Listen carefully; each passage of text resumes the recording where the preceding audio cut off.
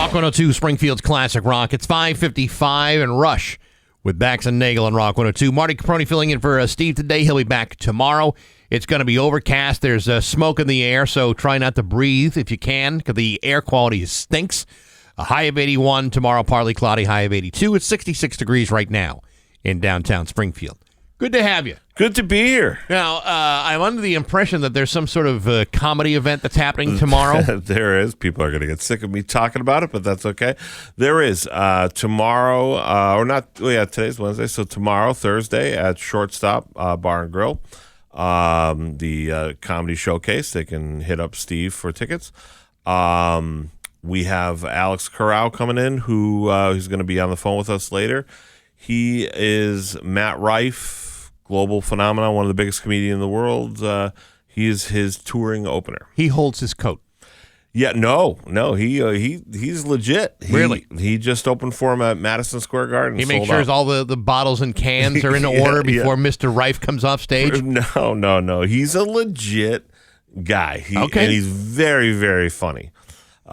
So he's very funny. So he's coming through, so it's going to be awesome. Great show. Yeah, awesome. We're looking forward to it. Well, that'll be good. And, of course, there's dinner, and that could be any number of pasta dishes with a roll. Usually that's what it is, with some salad, too. But for $20, what else are you going to do? I went to Tandem Bagel the other day, and for 3 people to get a bagel and a coffee, it was like almost $50 with tip. See? And no comedy show, no laughter at the Tandem Bagel. No, but I will say, I went to the one in Ludlow. Remember we had a whole conversation about bagels? Yeah. I wanted to go to Comfort because you guys said Comfort in Westfield makes a great bagel. They do. Now, I wanted to go to Fancy because after we talked about Fancy Bagel the last time. And they showed up with the pizza bagels? They showed up with the pizza bagels, and they were outrageously good. But I got outvoted, so we went to Tandem Bagel in Ludlow, and I will say, a beautiful place. It's right on this bike trail. Have you been there? I've been to the one in Northampton. Okay, so the one in Ludlow it's on a bike trail right on the river, so you sit right by the river. The atmosphere is really good. I got a smoothie, a coffee, and a bagel, and all of it was very good. Yeah. Now, the bagel itself, I feel like Fancy Bagels, maybe it's the one I had. I had an Asiago bagel. I'm not normally a fancy bagel guy. I'm normally, give me a plain bagel. Right. But I had an Asiago bagel. It was good. But the pizza bagel from Fancy Bagel, I haven't stopped thinking about. Yeah, see, you can't, you're almost setting yourself up for disappointment because that Fancy Bagel was so damn fancy. Oh, it was with the pepperoni and the cheese, and the tomato sauce. I mean, it was more of a pizza than it was a bagel. It just happened to be on a bagel, and it was delicious. Now, if you tried the same kind of bagel, so let's say it's like a sesame bagel from all three, and did the side by side. That's what I got to do. Then that's the only way to really do it. That's what we got to do. I got to do a bagel taste test. Blind bagel taste test. You know what? I don't think it's such a bad idea. But I will say, it was still good. I got a bagel with egg and sausage or something. It was good. It was very good. But well, you have to do something to counteract the healthiness of the smoothie. Right. Well, the smoothie was just for my joints. Yeah. For my, but the other stuff was for your soul. For my soul. Of course. The salted caramel Cobra was just to stay conscious. So every drink had a purpose throughout the day. But I will say, it is a lovely place over there. Sure. And I've never been to Iron Duke, the brewery place there. That's a real cool place. But we drove up to it just so I could check it out. A really cool place. Yeah, and it's really nice. Yeah. It was 10 in the morning, so I wasn't about to go in and order a beer, but it's a cool atmosphere. Yeah, it's very cool. For Ludlow. I'll tell you what, Ludlow is a growing town. They got their stuff together there in Ludlow, It's hard to say anything truly bad about Ludlow. I mean, maybe on occasion you might bump into something, but for the most part, no one's sitting there making Ludlow jokes. No, but it's not like a Palmer. Even Chicopee has its moments.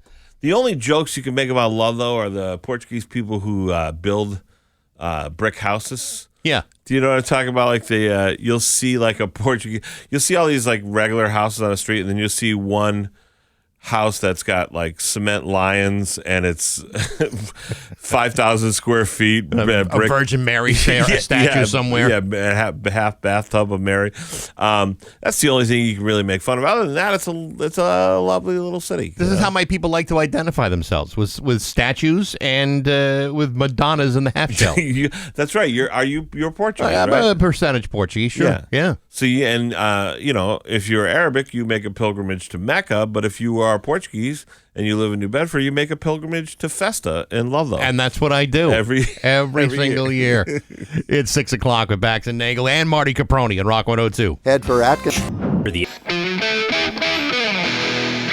And now, Bax's View from the Couch, brought to you by Rocky's Ace Hardware, your grilling destination. Weber, Big Green Egg, Uni Pizza Ovens, and Traeger wood-fired grills. Hey, good morning, sports fans. How the heck are you? Folks, I'll be honest. My dog is a lover, not a fighter. I believe his will to attack, maim, maul, and dabble in bloodthirsty competitions ended the very day he was fixed. Certainly would have taken the wind out of my sails. Nevertheless, my dog is more likely to attack you with kisses rather than chewing through your supple flesh like a bloodthirsty killer. Why am I bringing this up? Because I'm simply not the sort of dog owner that's willing to condone, organize, or participate in any level of illegal dog fighting. Sadly, not the case for former NFL running back LaShawn Eugene Johnson, convicted this week of staging a large-scale illegal dogfighting ring in Oklahoma City. According to reports, Johnson has been convicted on 6 felony counts for possession of dogs for use in an animal fighting venture. He's facing up to 5 years in prison and could pay a $250,000 fine for each of the 6 counts against him. Now, to give you some perspective of the scale of this operation, in 2007, former NFL quarterback Michael Vick was convicted of operating a fighting ring involving 70 dogs. In this case, 190 dogs were seized from Johnson's property. Interestingly enough, this is not Johnson's first time out. In 2004, he pled guilty to operating another dogfighting operation for which he only received a suspended sentence. Folks, I got 1 dog in the house, and that's quite a lot. Having 190 dogs, most of whom just simply don't get along, is perhaps the very definition of irresponsible dog ownership. Having those dogs rip each other to shreds while placing bets on the winners, that's more than irresponsible. That's a savage act of incomprehensible cruelty. Believe me, I'd rather have a dog lick my face after drinking from a toilet than putting him in a ring with dogs who've been trained to be bloodthirsty killers. The fact that this guy has done this twice makes me wonder why he's only looking at 5 years when they should be converting those years into dog years instead. But hey, enough of my yapping. Sports brought to you by Rocky's Ace Hardware. John at the Island Pond Rockies is time sensitive. John's the paint specialist at Island Pond, and if you're in a hurry, you'll be in and out quick. But if you want to contemplate color schemes, then John of the Island Pond Rockies will give you all the damn time you're going to need. And you'll find a paint specialist at every Rocky's Ace Hardware. I'm Bax. That's my view from the couch. And Queen with Bax and Nagle on Rock 102 with Marty Caproni, who's here filling in for Steve today. I am, Bax. I am. I would be happy to Coombsify the situation and tell you exactly why Steve is out, but I got a buddy. But I've decided to maybe hold back that information, and if Steve wants to share that with you tomorrow, then he will. Otherwise, it's anyone's guess what's happening. I feel like Steve is going to share the information. He might. For anyone that's concerned, he is fine. He is fine. His family is fine. Yes. Everything is just fine. He's fine. But I am here today. And are you fine? I'm great. I'm great. You look terrific. I'm happy to be back here for the whole show. I haven't done that in a while, which is great. It's fun to always plug the Thursday comedy show. You can never do it enough. And then this weekend, for my Connecticut listeners, I'm going to be headlining the Brouhaha Comedy Club at the River Restaurant in Westfield. They can get tickets at comedycraftbeer.com. Now, is that the one you're doing with Mike Hanley? Nope. That's another one. Mike is doing a separate show, but for the same company. Comedy Craft Beer is okay. It's a cool company. So basically, like, this company goes around, they run some really nice venues like the Brouhaha at the River Restaurant. They also now have like the Garda Arts Theater in New London.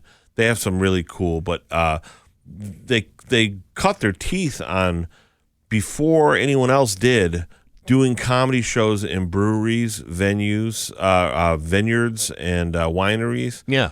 And that was kind of that's their kind of specialty. That's where they started. And so Mike Hanley's doing,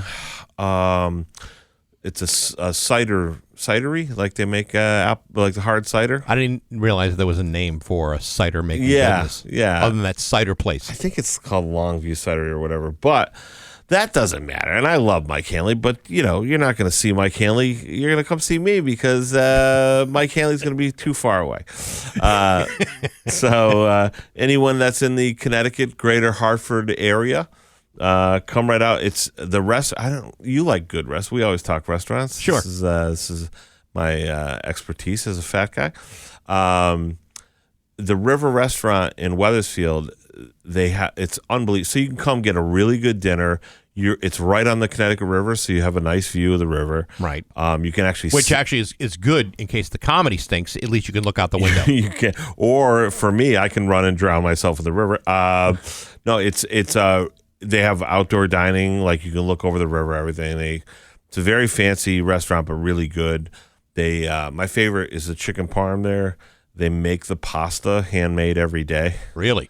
So it's like that kind of They good. don't like open the box by hand every day? Yeah, no, it's Because to me, legit. that's handmade pasta. Yeah, no, it's really legit good pasta, and then they have a Mexican restaurant, they have the River Restaurant, and then they have the comedy club, the Brouhaha.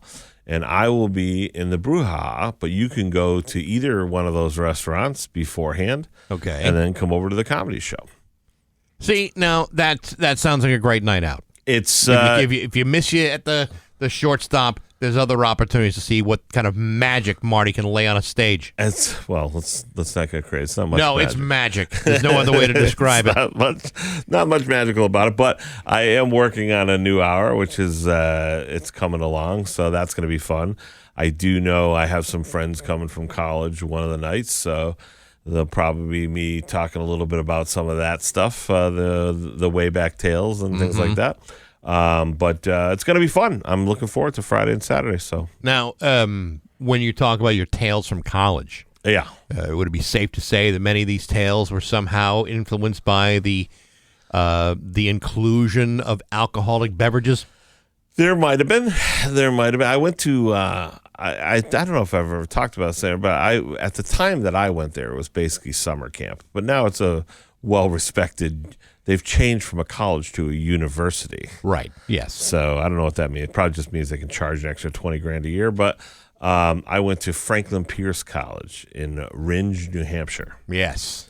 which is in the middle of nowhere. So yes, Named after one of the country's finest presidents. yeah, legitimately, arguably the worst, or listed as one of the worst presidents. And listed as one of the drunkest presidents, by the way. Yeah, but he got an unfair. Franklin Pierce got an unfair rap. See, what happened was, I think he lost his daughter and his son and his wife or something to like a train accident. He was having a wicked bad run. He had a real rough run.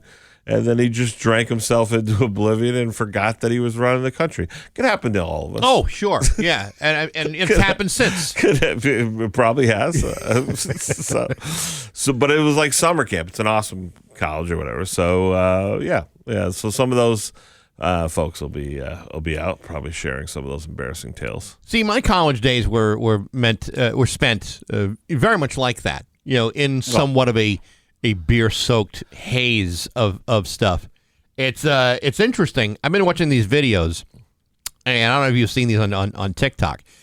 There's this trend going on of people trying to drink a shot of Everclear grain alcohol, Dumb. without trying to react to it negatively. And anyone who's ever had a shot of that knows there's absolutely no way the human body can accept that stuff without some sort of physical reaction. It's impossible. Everclear, Bacardi 151 was another one. You remember? I do. But Everclear, even worse. Your body immediately, it doesn't even, it just rejects it like a bad organ. Yeah, right. You immediately will throw up if you try to drink that. All I can think of is that scene at the end of the Exorcist. Yeah, where Satan finally leaves the kid's body. Yeah. They could have ended that movie in 5 minutes by putting a bottle of 190 proof grain alcohol in front of that little girl's nightstand. Satan would have been out of that body in like 5 minutes. I remember, back in the old days, Chicopee Institution, the Hukilau. Yes. You would get the Scorpion Bowl, and they'd have the 151 in the middle of the bowl, and you'd sit with your friends and be like, who's the first that's going to put the straw in the bowl and drink the 151? Yeah. And I remember I did that one night, and my friends were like, your stomach is... what is your stomach supposed to be lined with concrete? Because I did it with a straight face. And then we were eating sushi, and Andy Yee and Adam Quinville and all of them that were there, and they were like, they dared me $100, and they had the sushi chef take wasabi, which I had never had. Right. It just looked like green Play-Doh. Right. And make like almost a golf ball size thing of wasabi. And all I saw was like $200 on the table, and I was like, can I wash it down with this gin and tonic? And they're like, sure. Yeah. I swallowed whole the entire thing. A golf ball size of wasabi. Yeah, like I swallowed it whole. It was like trying to eat Play-Doh, but I swallowed it pretty much whole, and with my gin and tonic, like one giant gulp. How'd that feel? Like someone put an M80 in my stomach. It was on fire, the inside, but I was trying to not show any pain. Yeah. And then I was talking to my friend, and he goes, I go, hey, is that stuff really hot? He goes, yeah. And he put like a little in the teriyaki or whatever, the soy, like you're supposed to. Yeah. And I was like, oh my God. He's like, yeah, that's what's in your stomach right now. So I was like freaked out. He's like, it's not going to bother you now, but later when it comes out, you're going to be in pain. Oh, yeah. And he was like, you should probably go get some bread and eat some bread. And sit on the bread. So that's what I said sit on the bread. Yeah, sit on it. Yeah. It's 624 with Bax and Nagle and Marty Caproni at Rock 102. Hey, good. It's 627 with Bax and Nagle and Marty Caproni on Rock 102. Steve Nagle and the road crew this Friday are going to be at Free Music Friday at the Plaza at MGM Springfield. This week, it's Billy and the Jets playing the hits from Elton John and Billy Joel. They hit the stage at 7:30. You can quench your thirst with refreshing, ice-cold, frosty-cold beverages at the Plaza Bar. White Lion Brewing will be down there, plus delicious bites from Guac this way, and other various local food trucks. Going to be a great time with Steve and the road crew this Friday, Free Music Friday from 7 to 9, part of the Classic Rock Summer on Rock 102, Springfield's Classic Rock. Now, because Steve's not here, Yeah. it is my responsibility to muddle through a short newscast. All right.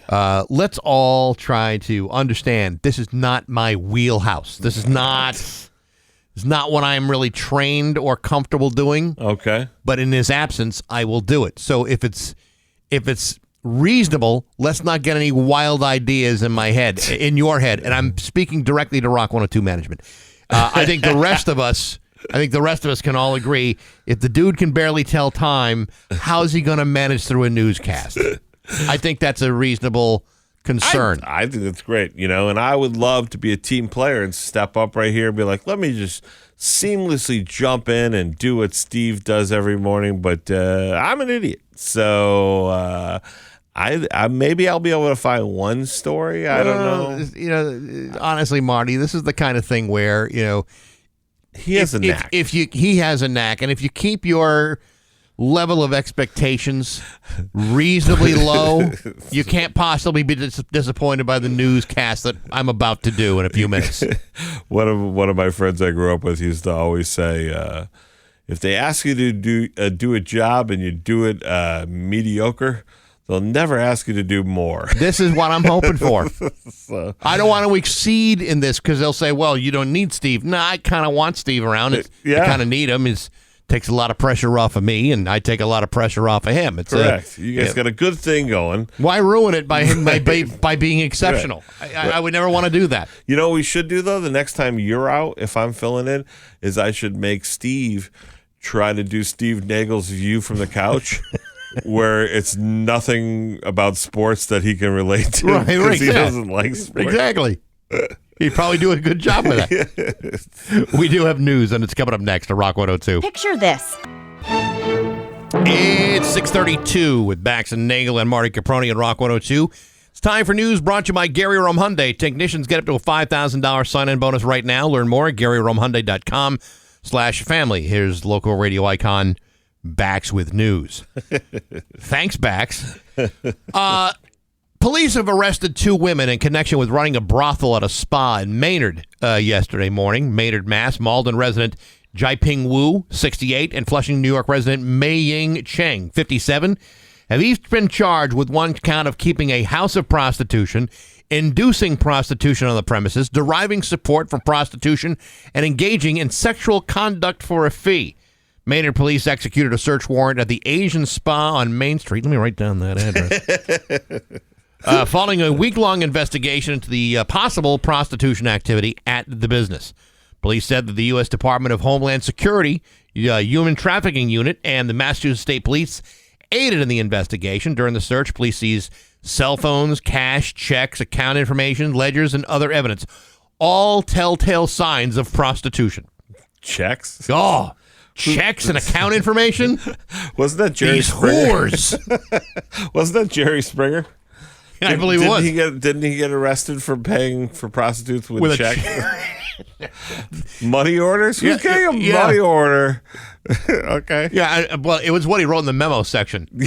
For sexual services. Signed, Mayor Jerry Springer. Good luck taking either one of those names and writing them correctly in a check line.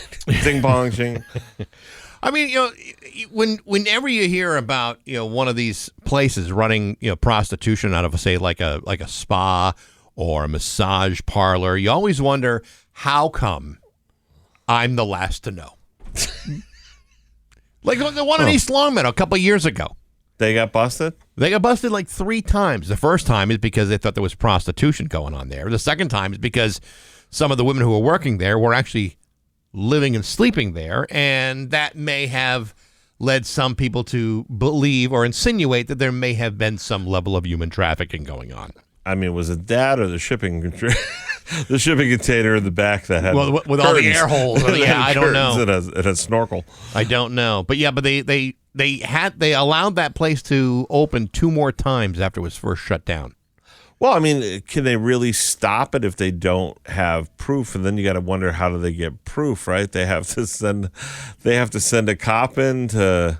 Well, I mean, I don't know. I guess it was some sting operation. They were under observation for a while. But if you've ever tried opening a business in East Longmeadow with like the planning board or the select board or whatever, if you've ever tried to do it, you would know. Hey, you know what? It ain't easy doing business in this town sometimes. Right. So how that business owner was able to open up a massage parlor in which certain clients could get a happy ending different from the happy ending that was being served at the Friendlies across the street. Oh, because I was like, that's the Sunday with the little eyes on it with the exactly. Imagine that's what happens. They go, "You want a happy ending?" You're like, "Sure," and then they just come out with the ice cream Sunday from Friendlies. At least at the day spa, the bill for the happy ending came much faster than it did at the Friendlies. But this was operating and nobody knew. Drive past every single day. I had no idea what was going on in there. Well, there's a lot of businesses. Okay, so today I this is a true story. Before I came into work, I needed Dunkin' Donuts iced coffee, right? So I went to the one on Page Boulevard, and it would just open. So I'm first guy in line, right? I get my coffee. You pull out. You got to take the straw out, put it in. I'm doing all that, and I look up, and in front of me is this giant building, all lit up, fancy looking, gated, high fences, security everywhere. And I realized, oh my God, that's the Chinese company that's making the rail cars for the MBTA in Boston. Oh, yeah, yeah. Oh, And so I'm- you're on Cottage Street. I was on Page Boulevard. Oh, Page Boulevard. Sure, yeah. But the building's enormous. Sure. And I literally have the thought of, like, how does anyone know what's really going on in there? You know what it reminds me of? It reminds me of the Willy Wonka factory. Okay, yeah. We have no idea they're on Oompa Loompas Right. working in there. Maybe like a vat of chocolate. Maybe there's a really scary boat ride that Yeah. goes on. And for God's sakes, don't touch the fizzy lifting drinks. Well, this is my thought. My thought was like, how do you know what's going on in there? And that would be like, do you think in China there's a giant building somewhere that's like owned by the U.S. government that no one can tell what's going on? No, right? Yeah. But we got no problem. We'll just, hey, it's a land sale. We didn't build a casino there, so let's sell it. Let's sell it to.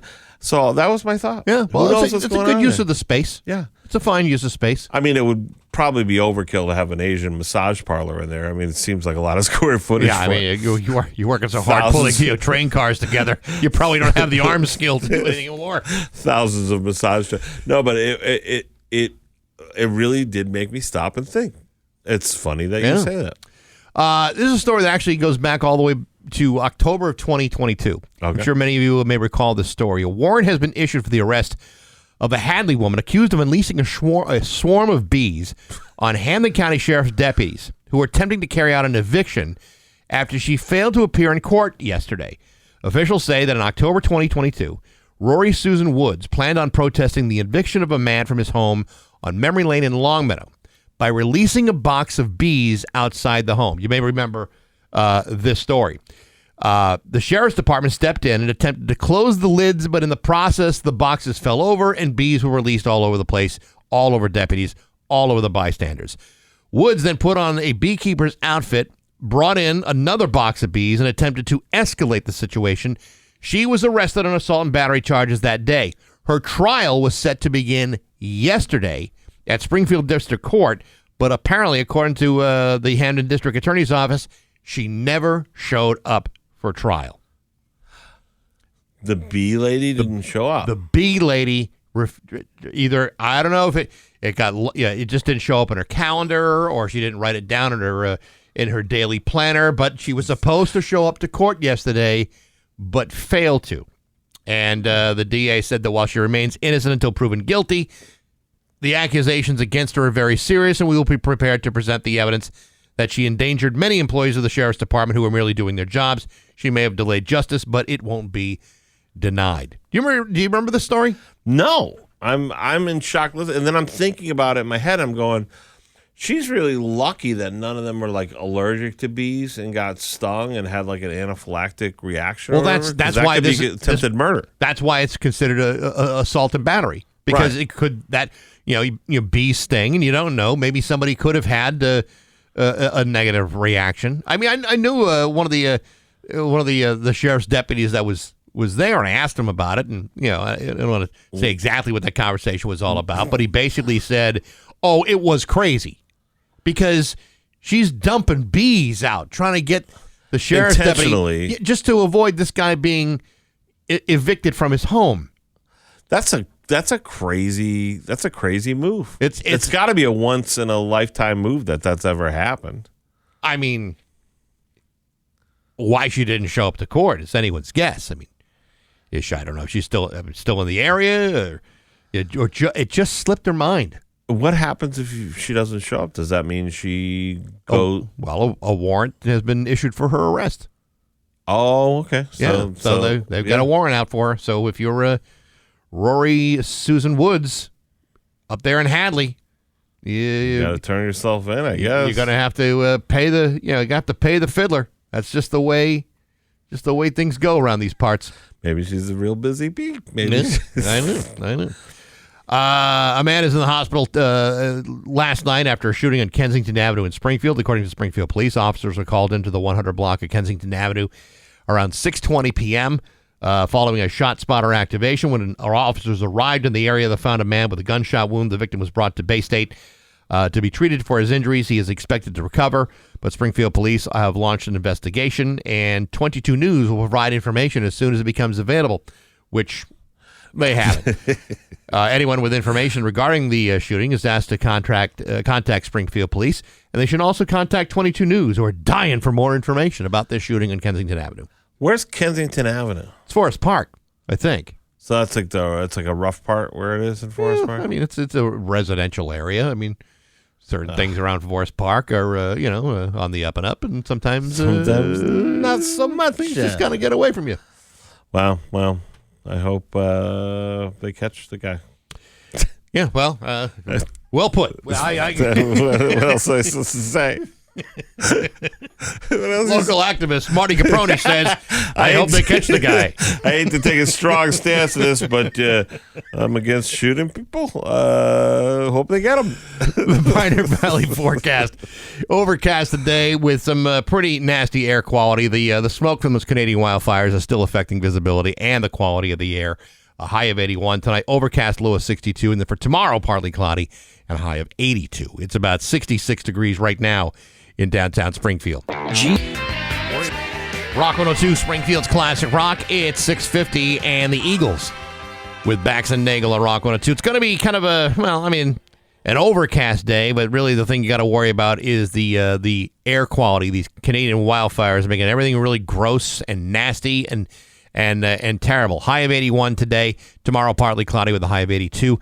It's about, I got 64 degrees right now in downtown Springfield.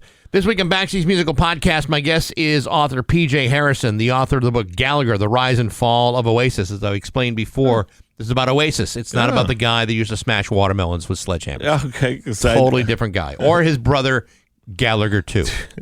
I actually spent a whole day with him. Gallagher 1 or 2? Gallagher 1. Really?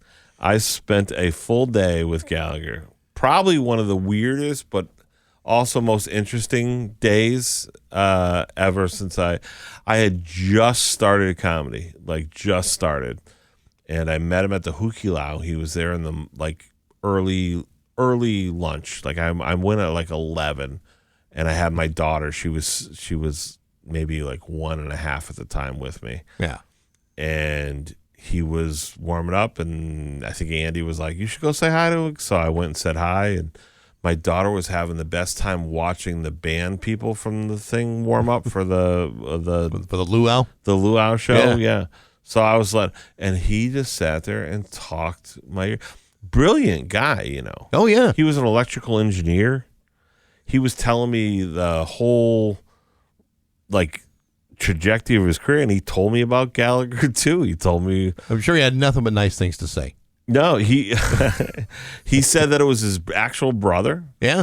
And he let him do that because he had something going on or didn't want to do something, whatever. Then when he came back and it was time to take it back, his brother was like, no, he was having too much fun. He was profiting too much off of being Gallagher too. Yeah. That's one of the weirdest stories, maybe in comedy. The sibling monkey fist that thing all created. I just can't even not only does my brother not look like me, but he's my brother's like a genius. He's super smart engineer. Yeah. I don't think I could ever get away with putting him up on stage as this is Marty 2 at the shortstop while Marty 1's down headlining the Brouhaha Comedy Club. I think people would know. So anyway, the book is actually really interesting, and you can hear it on Apple Podcasts, SoundCloud, Spotify, the Rock 102 YouTube channel, and on the Rock 102 app, brought to you by Metro Chrysler, Dodge, Jeep, and Ram at Chicopee, and Rock 102. Next week, this is actually a really interesting interview with my guest, Chris Stamey, formerly of the band The DBs. Chris has had a very, very long career, not only playing with them, also played with Alex Chilton from the Box Tops and Big Star. He's been producing music forever. He's got a brand new record out. In fact, he's coming to the Iron Horse on October 28th, and also the Somerville Armory the following night. An amazing story about this guy, and you'll hear that on Monday on rock102.com. Now, let me ask you a question. Yes. When these guys come through and they're playing the Iron Horse and stuff, I'm sure you probably could, but do you ever just go out and see the show and hang out with them? I've been offered multiple times, Yeah. but here's the thing, and this is absolutely true. If you have a show that starts at 8 o'clock at night, and I have the opportunity to either go to the show I know where you're or going. go to bed at 8 o'clock at night, You're taking bed. it would really have to be one hell of a show for me to say, I don't need all that sleep. I'm going to go see such and such at the Iron Horse or any other venue. So for me, the idea of going to concerts at this age, at this stage of my life, at this part of my career, very, very rare will I go. I at one point would have said, "That's funny, Bax. Come on, you can do it." But I'm just for today alone. I had to plan to go to bed at 9 last night and everything else, and then I couldn't sleep. And I'm doing the show today, and guess what I'm doing after the show? You going right to bed? No. You know what I'm doing? No. This is when I talk and my dumb mouth gets me in the wrong stuff. I'm going to help my buddy Mike Barrasso from Speedy Garage Door install 2 garage doors because he's shorthanded. Oh. So I'm driving out to East Heartland or somewhere like that and helping him put in garage doors. Wow. That sounds like a lot of fun. Do you know the level of willpower it's going to take to not drive to my house and climb into bed? Yeah, I know. Hey, I feel that every single day. Yeah. Every single day. So I get your point why you're like, no, if the show starts at 8, I'm not going. Like it'd have to be like the Wiggles doing like a noon show for you to go watch it. There's only like one show that I'm committed to going to this year, and that's coming up in October also. Is that at the shortstop? No, actually, this is really cool. So there's a guy who's been on my podcast about 3 times. This guy named Thomas Walsh, and I mentioned this a couple of days ago. He's from Ireland. He is like one of the greatest songwriters of his generation. Okay, like amazing, great power pop songs. All right. Great stuff. He's had his fans include like Ray Davies of the Kinks and Jeff Lynne from ELO, and Brian Wilson's been a fan, and like all kinds of stuff. Anyway, he's coming to Ludlow on October 3rd for a very short East Coast tour. He's going to be at the Vanished Valley Brewing Company. Oh yeah, sure. And it's going to be like a limited number of people that'll go, and ticket information is coming very, very soon. I'm going to be introducing the show, and I've gotten to know Thomas a little bit over the years. I've seen him a number of times play live at like house shows or other small venues, and he's phenomenal. He's so great. That one's I'm actually looking forward to, and you know what? To me, that's almost worth losing an hour or 2 of sleep. That one's going to be fun too because Mike from Europa's going to, Vanished Valley, but it used to be Europa. He's a fun guy to have a beer with. So you're gonna have a beer. And by the way, because I wouldn't know who the guy's name was, but then when you said Brian Wilson was a fan of his songwriting, that tells you all you need to know about that. Raspberries Records is promoting that show, so I'll give you more information as the ticket details become a little bit more clear. Here's another one. Has any of these people ever asked you to play drums, like on one song, jump in on a kit? No, not yet. You know what you got to do? You got to put like something from your drum set behind you so they can see it while you're on the interview. Hey, mate, is that a hi-hat? Is that a hi-hat? Yes, it is, actually. Yeah. I do fancy myself a little bit of a drummer. The only time I've been asked to play drums with someone who appeared on the show was with Gary Hoey, and that was fun. That was awesome. Did you play with him? I did. That's pretty awesome. It was before one of our live shows, and they were just practicing. Hey, we just want to sit and jam for a little bit. I'm like, hell yeah! So there I am playing with the. That's amazing. So his drummer, took a bathroom break, and I played like 2 little blues songs with him. It was awesome. That's cool. Yeah, oh. I mean, I didn't play great. It wasn't what I was. John Bonham. I wasn't. It was more like a Fred Bonham Jr., a long lost cousin. Jan Bonham, his in an industrial Danish accident. cousin. Yeah, right. It's 6:58 with Bax and Nagle on Rock 102. The left arm. Yeah. And now, Bax's View from the Couch, brought to you by Rocky's Ace Hardware, your grilling destination. Weber, Big Green Egg, Uni Pizza Ovens, and Traeger wood-fired grills. Hey, good morning, sports fans. How the heck are you? Okay, folks, let's see if I can break down the economics of this situation for you. As many of you know, over the last 2 seasons, the WNBA has become a moderately thriving sports league that has steadily expanded its fan base to include people who previously could not give a frog's fat ass about women's basketball under any acceptable conditions. Part of that indifference had been their own fault. But Caitlin Clark comes into the league, transforms the game, still nobody's happy. A guy buys out the Connecticut Sun, wants to move it to Boston, the league's still not happy. Throw a couple of sex toys on the court, and they're still not happy about any of that either. Frankly, I'm starting to wonder if anything is going to satisfy these women. Last night, for the 3rd time in less than a week, a fan threw a sex toy onto the court during a WNBA game. Last night, a green rubber dildo was thrown onto the court during the 2nd quarter of the Indiana Fever Los Angeles Sparks game. Now, you might recall that yesterday I told you that a 23-year-old man in Georgia is facing several indecency charges for throwing sex toys during the Atlanta Golden State game a week ago on Saturday.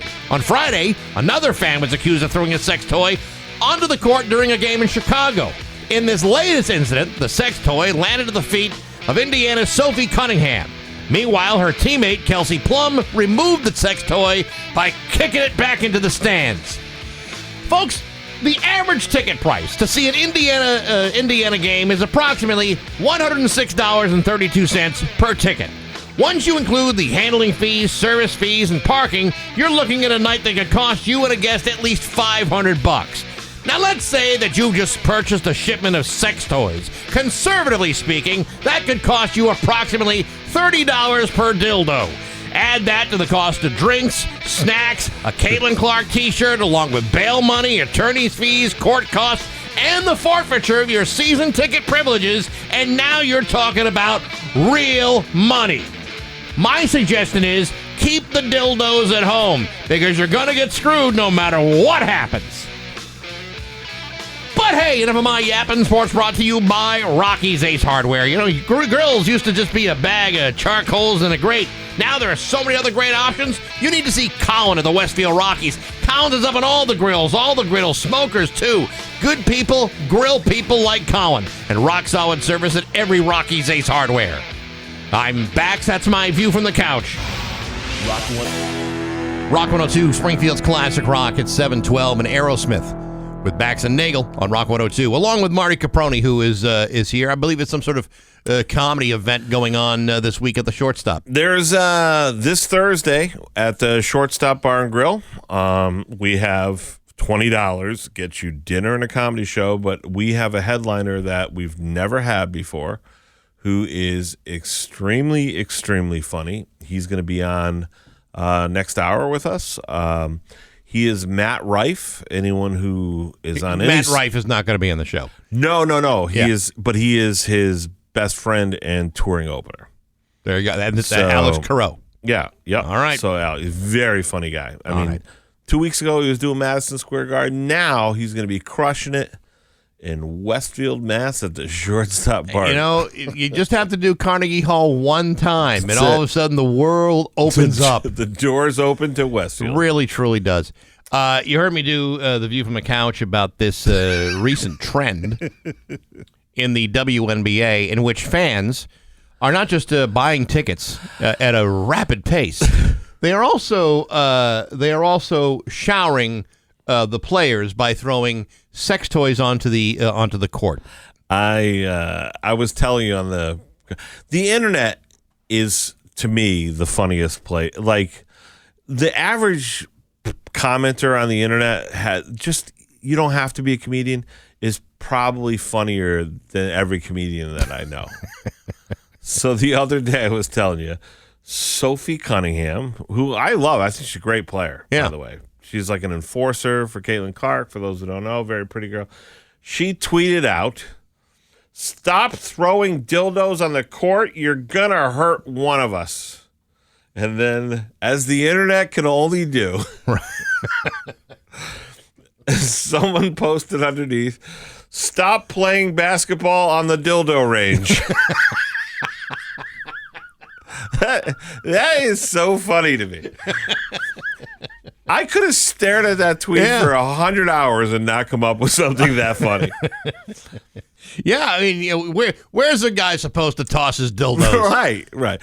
But it also proves to me the double standard. And the more you do it, the more likely you are to get a bullseye. Right.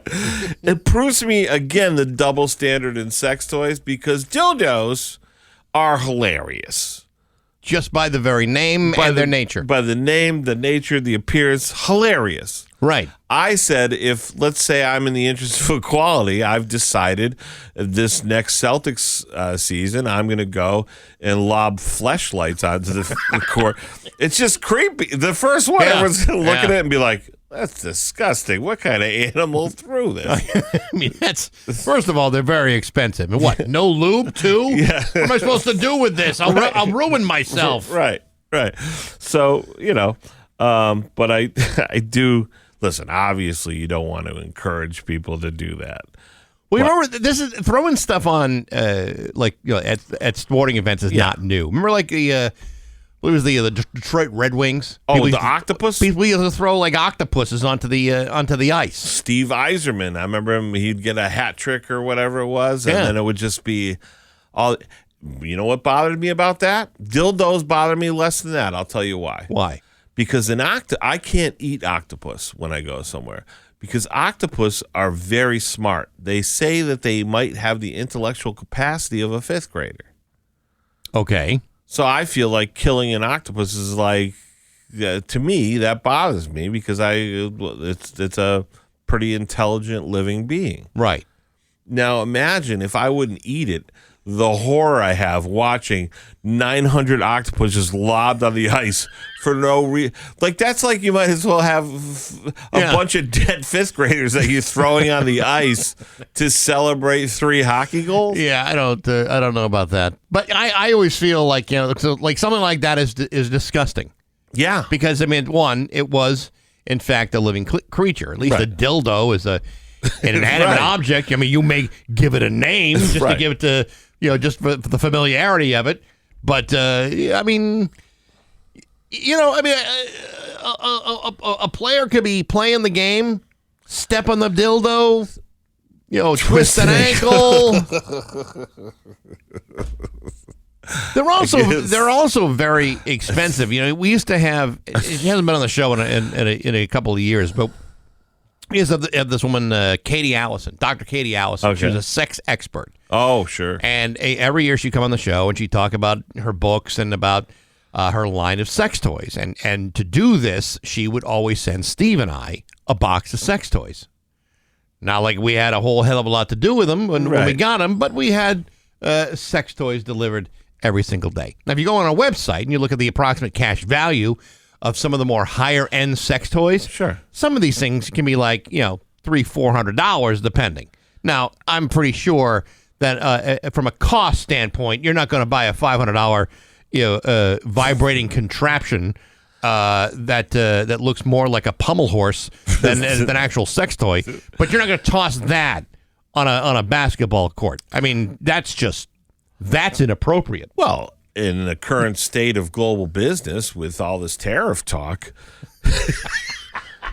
I didn't even consider. Didn't even consider the tariffs and the imported rubber that it's used to make the. I didn't think about the supply chain issues. You got some 8-year-old kid over in Taiwan working 120-hour weeks, making all these dildos for you to just haphazardly throw them on the court.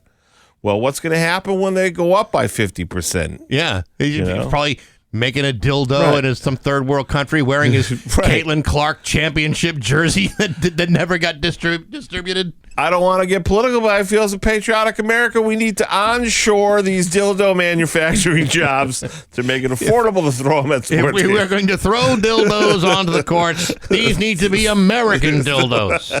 They have the little flag on them as they're flying down. Yeah. Because that's patriotic. That's, arguably, though, it is fun. Just like you said, obviously you don't want anyone to get hurt. But I know if I was playing professional sports and I stepped on one and twisted my ankle, we'll say, and they were like, listen, starting shooting guard Marty Caproni is out for 2 weeks with a dildo-related ankle injury. I couldn't help as a comedian but to find that hilarious. Of course you wouldn't. Right. Of course. How could you not? Anybody suffering a dildo-related injury is the talk of the town. Right. Certainly the talk of the emergency room. Sure. And, to be fair, I have actually, that's a lie. I was going to say I've never had a sex toy thrown at me when I was on stage, but that is a lie. Really? I was doing a show at the Funny Bone in Manchester, Connecticut once. And it wasn't so much thrown as it was gently placed on the stage, but it was a bag. And when I went in the bag and pulled out, I didn't know what it was. Yeah. But it was a pocket device for gentlemen. Marty, let me just back up a step or two here. When you make your reservation for a comedy show, let's just say it's like tomorrow night at the Shortstop. Sure. Do you say before you leave the house, honey, where did I leave my fleshlight? No. Have you seen that? I really wanted to bring it to the show just in case it's not funny and I need to distract myself. No, but you know what it was? It was a group of women that have those parties. A bachelorette party? No, they don't. Bachelorette party? Fine. No. They have sex toy parties like Tupperware parties now. Yeah. Where the women all get together and instead of selling Tupperware, they sell sex toys. Did you know this? I've heard of this, yes. Well, it was a group that they're the people that do that. That's like their job is putting on those parties. And they went out to the comedy show and they brought a bag of goodies and decided I looked like, apparently, I needed one.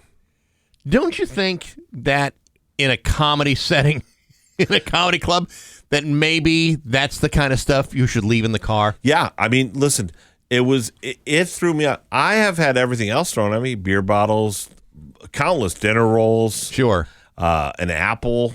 I have had random things thrown at me.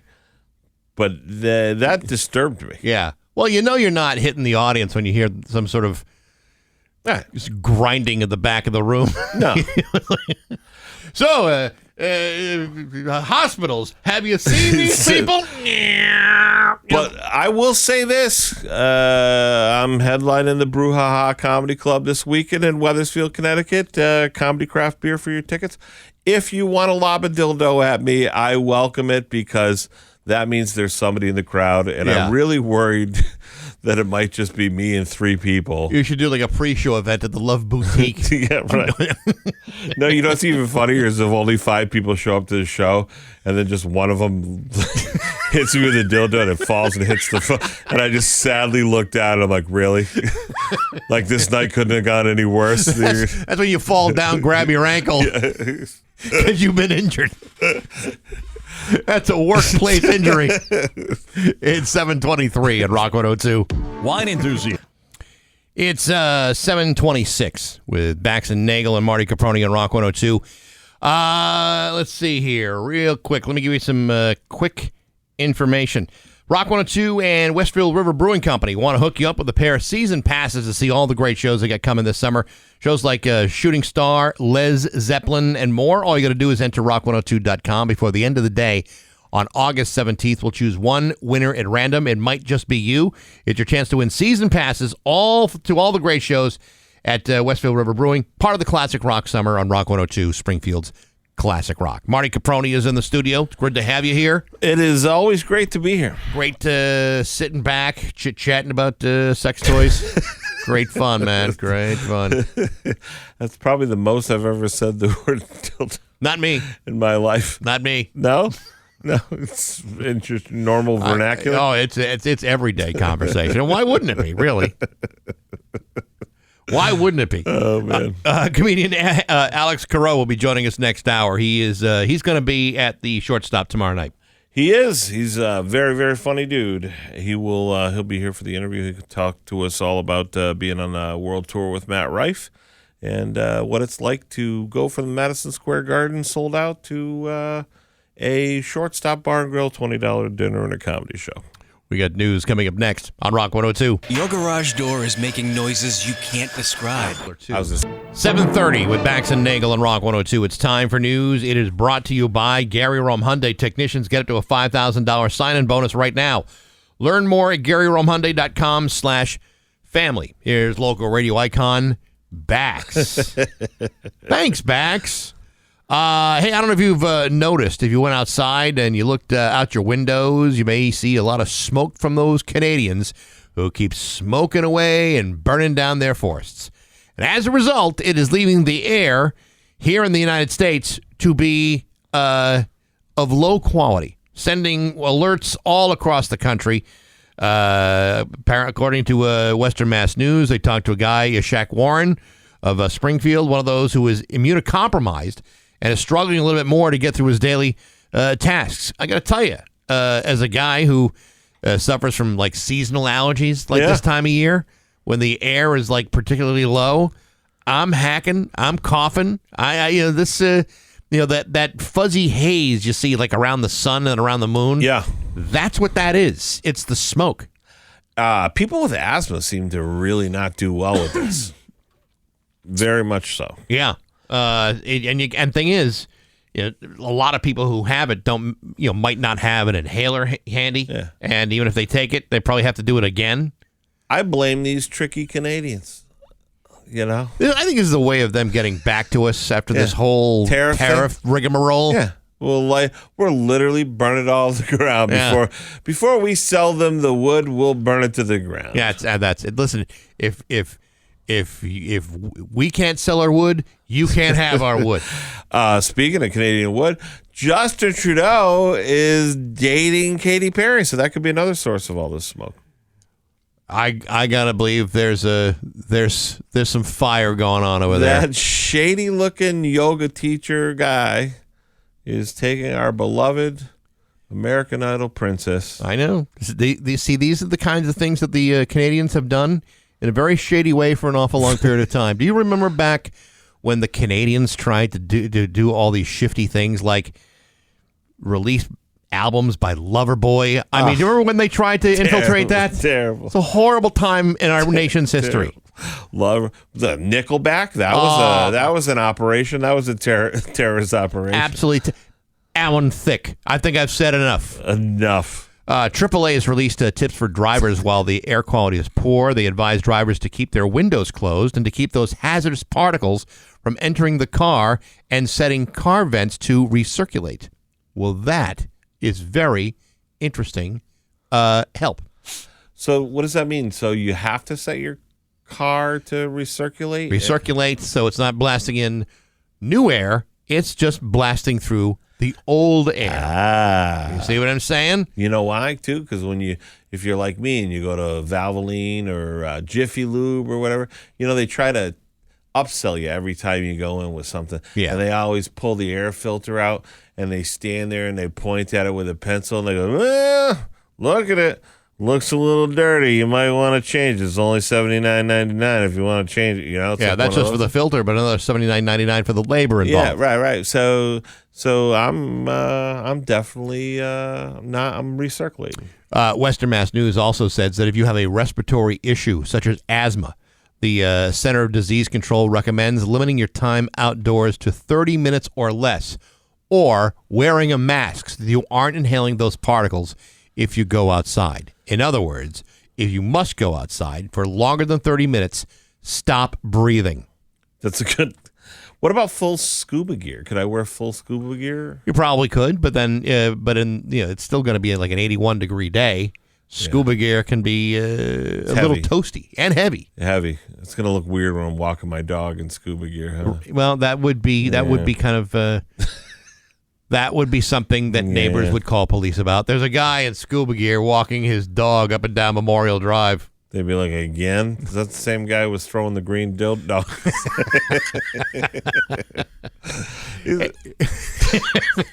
A warrant has been issued for the arrest of a Hadley woman accused of unleashing a swarm of bees on a Hampden County, actually on a bunch of Hampden County sheriffs back in 2022. Rory Susan Woods planned on protesting on the eviction of a man from his home on Memory Lane in Longmeadow by releasing boxes full of bees outside the home. Sheriff's Department stepped in, attempted to close the lids in the process, but then she brought over more bees. She was supposed to appear in Hampden District Court yesterday, but for whatever reason, she never showed up. Nor did any of the bees. So I was going to ask, are they on the witness list? Yeah, they're on. They're going to testify on her behalf. That's it. Yeah, she's not willing to testify on her own, but we have a swarm of bees that are willing to vouch for her character. Yeah. The Hampden County District Attorney's Office shared a statement yesterday updating its situation by saying, in part, while that she remains innocent until proven guilty, the accusations against her are very serious, and they are looking to get justice. Now, again, yes, innocent until proven guilty. But if I recall the video of her opening up the TV video of her opening up these boxes of bees to go after the deputies, it might be hard to kind of fight that one. I did. My mom used to have some saying. Wasn't it like you get more bees with honey than vinegar? Or was that, yes, I believe. or was that flies? It might have been flies. You get more flies from honey than you do with vinegar. And I always said, why do we want the flies? Yeah. Why don't we want bees? Well, now the Hampden County Sheriff's Department. And now they got a reason. Yeah. The U.S. Department of Justice released a list of over 30 sanctuary jurisdictions, including accusing states and counties and cities of not enforcing federal immigration laws. Attorney General Pam Bondi said that these policies interfere with the federal officials and put Americans at risk. Boston, Holyoke, and Northampton are all included on that list. Sanctuary policies impede law enforcement and put American citizens at risk by design. According to Attorney General Pamela Bondi, the Justice Department will continue bringing litigation against sanctuary jurisdictions and work closely with the Department of Homeland Security to eradicate these harmful policies around the country. The Justice Department stated that it has filed lawsuits in recent months against sanctuary jurisdictions, including against New York on July 24th. But again, Boston, Holyoke, and Northampton are all included on this list of 30 sanctuary cities. So they could be getting sued? If they don't comply with the law, yeah.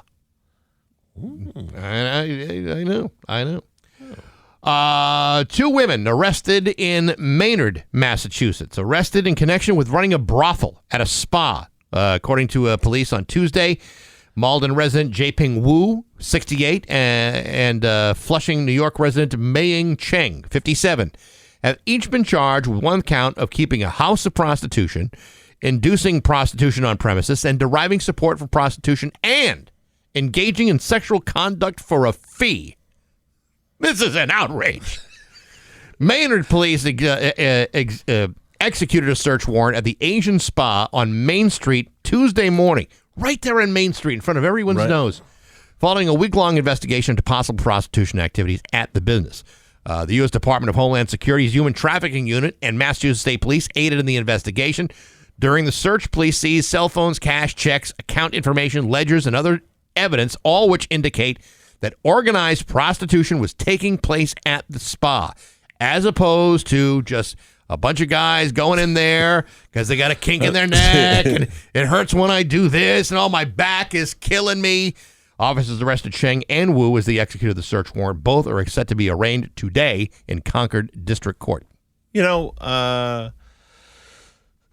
I'm just trying to look at the bright side for them. At least it wasn't disorganized prostitution. That's the worst. That's the worst kind. So hard to keep track of. It really is. Well, if you're a guy though, and you had an appointment for today because your hamstrings are killing you, they're so tight. They just need to be stretched out a little bit, and they're offering maybe the most cost-effective service, and then some. So there's some add-ons that you can pay for. You must be so angry. But that's what I was going to say, though, right? Like, what, you're just like a legitimate guy going there to get massage work done. Oh, I've been under a lot of stress lately. I sure could use some work on my traps. And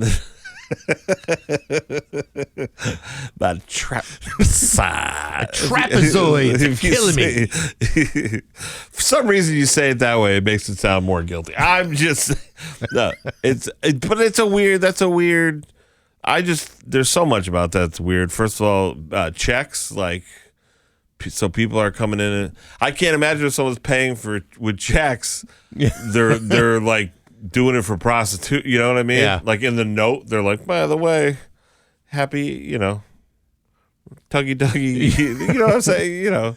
Yeah, I mean, we got to put something in the memo. You don't want to leave Right. that blank. Thanks for the rub and tug. Right. Thank you. I didn't want to say that. Signed, Robert Kraft. Oh, poor. I used to have a great joke about that. I used to. Can it be shared? Yeah, I thought so. I just said, this is what I said. I said, he's a billionaire, and I thought, of all the options, that was probably the least creepiest for him. Yes. Because they said with that kind of money, he could have just bought his own little Xi Jinping or whatever the lady's name is and just kept her in a cupboard in his kitchen. And every day at noon, she came out like a cuckoo clock, and she's like, cuckoo, cuckoo, and then he just locks her up for the next day. Yeah. So, I mean, I think when it happened, and by the way, this happened like when I was on my honeymoon. With Jenny. We had just gotten married. We went away to Florida for a couple of days, and this happened like the very day we left. Oh, okay. Because you just have to clarify that. For a second, you were like, "This happened," and I was like, "What happened? You guys went to a Asian spa?" When Robert Kraft was at the Orchids of Asia Day Spa, we were staying in Fort Lauderdale. This happened in that Jupiter. was in Florida, right? It was in Florida. Now, I said to Jenny, I said, if this place were still open, I'm sure we can get a couples massage. Well, there's another question, right? So one of those places, if you're like, that's a legit, you're going to go for a couples massage there. Yeah. Now you're in there for a couples massage, and all of a sudden they kick in the door, and they're like, "Oh, security, human trafficking." Like, this really ruins the mood. Yeah. What I didn't understand, so Robert Kraft is worth many, many billions of dollars. Yeah. Yet this whole situation at the Orchids of Asia Day Spa was an $80 rub and tug. Sure. Now, for the right price, or at least a substantial gratuity. Listen, with the kind of money he has, I would have done it. I would have done it too. Because it would have been fine. I mean, I do it to myself. I could do it to him. And I get to talk to him. Hey, you got any investment advice, Bob? What do you think about this season? What do you think about doing on the draft? What are we doing with this center? Are we getting a good center or not? But you almost done there, buddy. Yeah. He's a billionaire. Hey, Mr. Kraft, why did you sign Antonio Brown after all? What were you thinking with that one? Yeah. Well, this is my thing. I said of all the outcomes that he could have, it's probably the least creepy.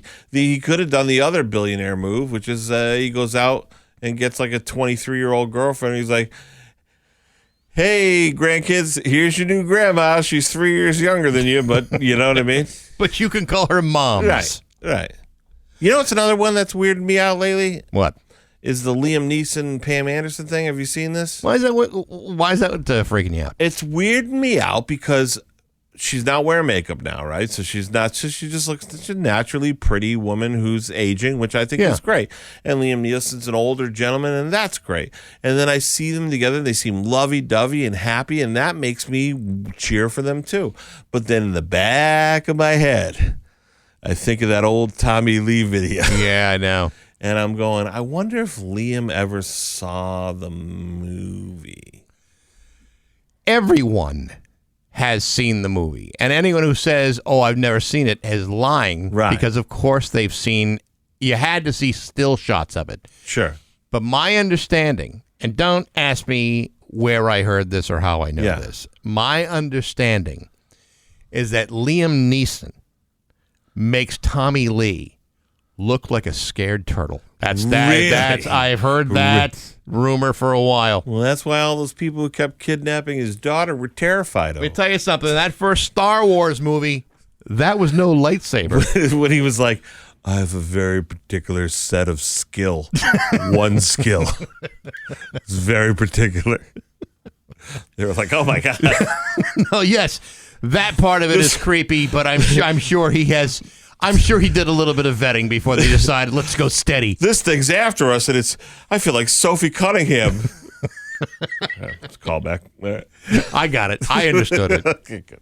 It's 7:45. It's going to be overcast today and terrible air quality from those Canadian wildfires. High of 81. Tomorrow, partly cloudy, a high of 82. 67 degrees right now on Rock 102 Springfield's Classic Rock at 7:53, and Led Zeppelin with Bax Nagle on Rock 102. It's going to be overcast today with smoke from the Canadian wildfires still affecting visibility and air quality. A high of 81. Do be careful out there. If you have to find ways of bringing oxygen into your lungs, you might want to find other alternatives.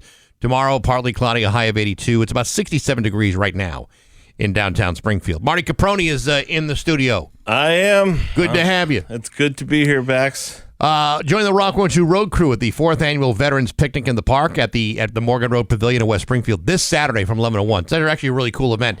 Be fun games, music, free food provided by the West Springfield Lions Club.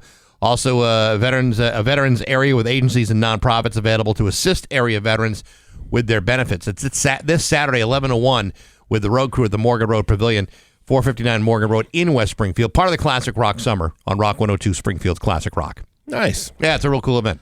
Well, if anyone in Connecticut is listening, and I know we always say this, right, that people in Connecticut listen more than we think, right? Well, they actually, there's a lot of people in Connecticut who listen to this show because when they compare our show to, say, some of the others that are in Connecticut, they're like, geez, I guess I'm going to have to listen to those guys instead.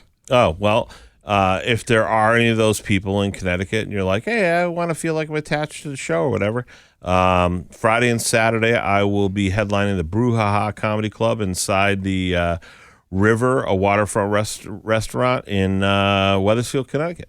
Awesome. Yeah, I was telling you before, I love the restaurant. The food is absolutely fantastic. They have they make their pasta every day, handmade.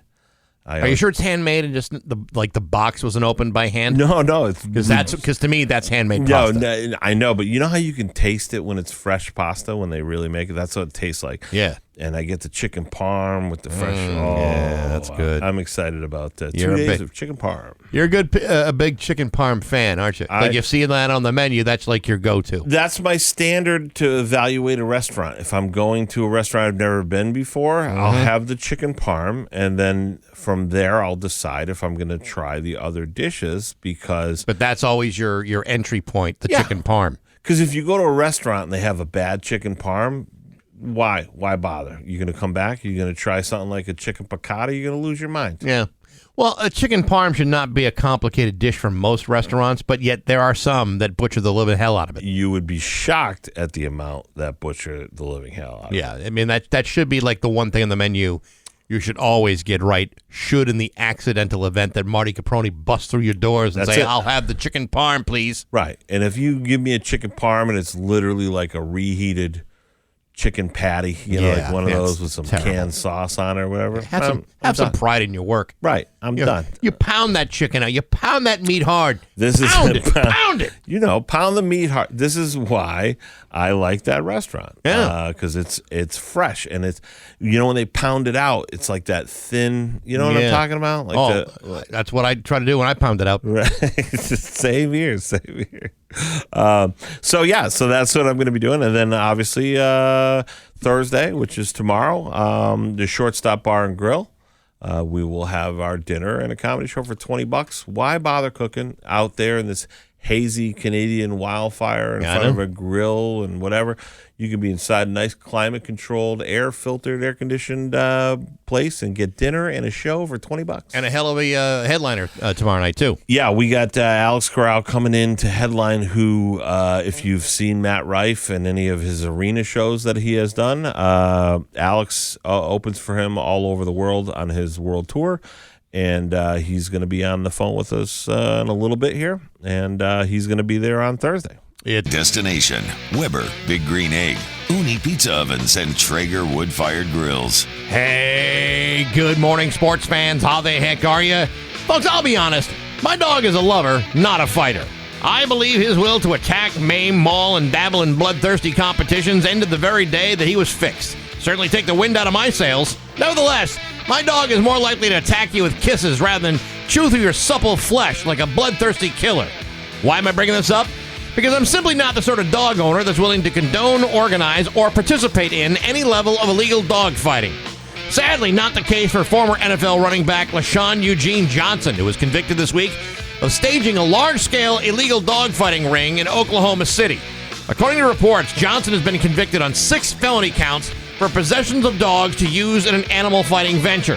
He's facing up to 5 years in prison and could pay a $250,000 fine for each of his 6 counts against him. Now, to give you some perspective of the scale of this operation, in 2007, former NFL quarterback Michael Vick was convicted of operating a fighting ring involving 70 dogs. In this case, 190 dogs were seized from Johnson's property. Interestingly enough, it's not Johnson's first time out. In 2004, he pled guilty to operating another dogfighting operation from which he only received a suspended sentence. Folks, I got 1 dog in the house, and that's quite a lot. Having 190 dogs, most of whom don't get along, is perhaps the very definition of irresponsible dog ownership. Having those dogs rip each other to shreds while placing bets on the winners, that's even more irresponsible. That's a savage act of incomprehensible cruelty. Believe me, I'd rather have a dog lick my face after drinking from a toilet than put him in a ring with dogs that have been trained to be bloodthirsty killers. The fact that this guy has done it twice makes me wonder why he's only looking at 5 years when they should be converting that to dog years instead. But hey, enough of my yapping. Sports brought to you by Rocky's Ace Hardware. John of the Island Pond Rockies is time sensitive. John's the paint specialist at Island Pond. If you're in a hurry, you'll be in and out quick. But if you want to contemplate color schemes, John of the Island Pond Rockies will give you all the time you need. And he's available at your neighborhood Rocky's Ace Hardware. I'm Bax. That's my view from the couch. Rock 102, Springfield's classic rock. Rock 102, Springfield's classic rock. It's 8:11, and Fleetwood Mac with Bax and Nagle on Rock 102, along with Marty Caproni, who is filling in for Steve today. He'll be back tomorrow. Yeah, I can't wait. Can't wait for him to be back. But today has been a lot of fun filling in. So thank you for having me. Now, is there some sort of a comedy show that's going on tomorrow night that I should know about? I feel like everyone might know about it by now, but if they don't, I will happily tell them.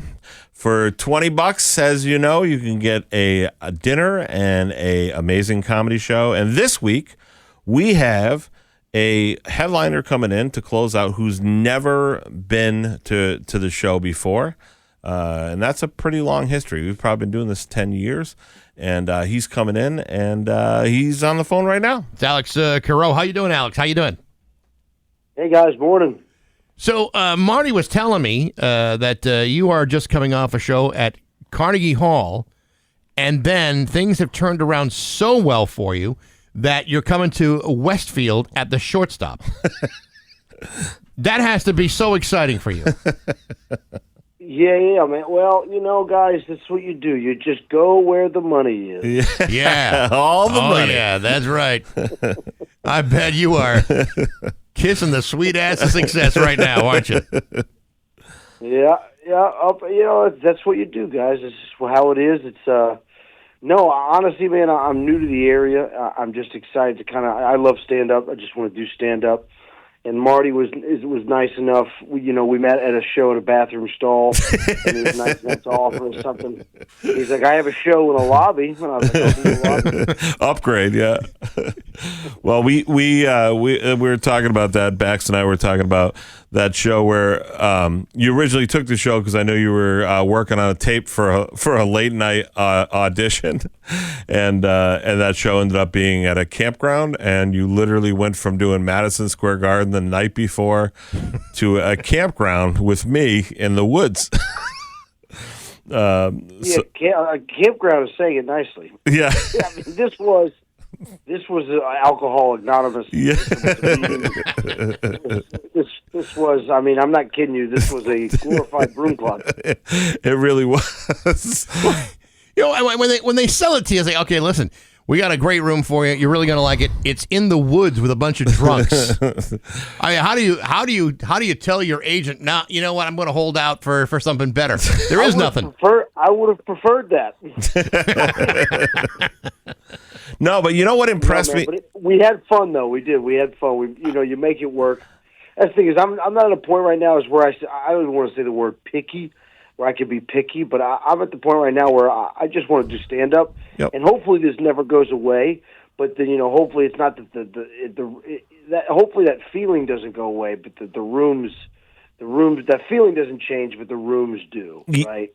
Yeah, that's all you kind of want. And the thing that impressed me about you, Alex, was you come in off that other show. We're looking at what should be a nightmare show. Poor Steve's going up to host the thing, and the people are staring at him like he's got two heads when he's trying to open cold, and it's the middle of the day. It's full. It's everything the antithesis of what is a good comedy setup. And you literally looked at me and you go, "Yeah, I'm going to have fun." And then you went up and you crushed. You had fun, and it ended up the rest of it ended up being a fun show.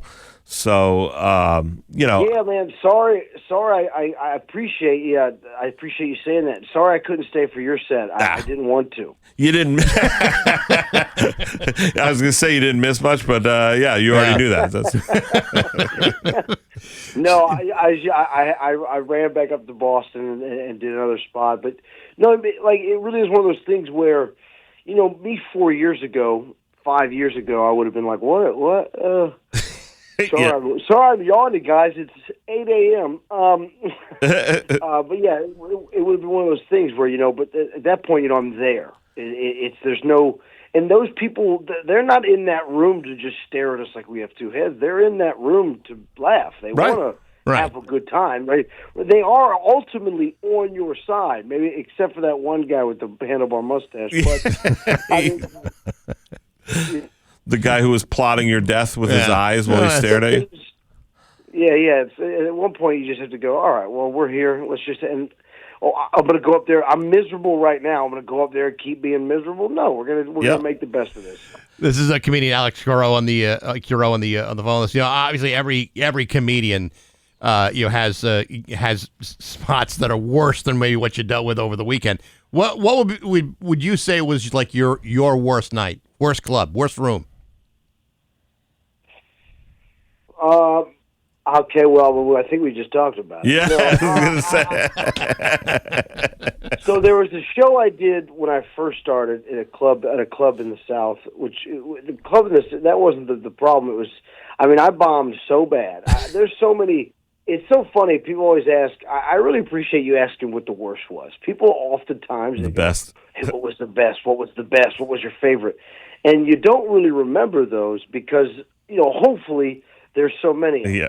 You remember the ones that are really, really bad. So, actually, I'll give you one. I did this show. Man, I can't remember where it was, but it's here. It was here. It was about a year ago, right when I moved here. Oh, sorry for yawning, guys. It's 8:02 a.m. I can't remember. Damn, what city? Nuts. Dang, what city it was. But. I'm headlining, quote unquote, and I'm excited to do the show. I'm new here, and I just want to meet comics. I want to catch a good hang, and I go to it. It's kind of a glorified open mic. There's like 9 people in the audience.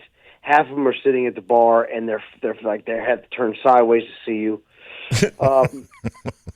6 other comics are on the show. Oh, sure. And they all kind of go up. And the host was awful. The host was terrible.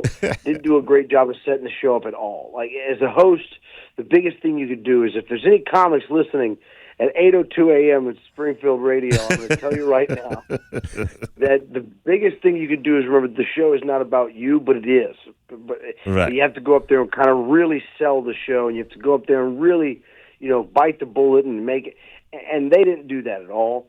And so then every comic went up trying to save this show. And it was worse. And it got worse and worse and worse. And then 2 comics that I knew that I was like, oh, these people, they're funny. They'll do great.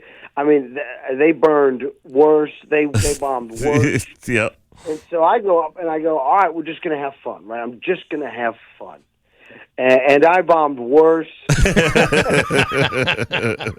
was bombing so bad that at one point, one of the band members that was playing the show after us walked onto stage, grabbed their bass, and just started tuning it. So I had to stop them. a lady. I had to stop her. I'm like, hey, what are you doing? She's like, well, I don't really want to hear these type of jokes anymore. I mean, I was bombing so bad. I was pulling out all the stops, man. I was doing all the things I could to just kind of like maybe even get a reaction, at least get a out of them.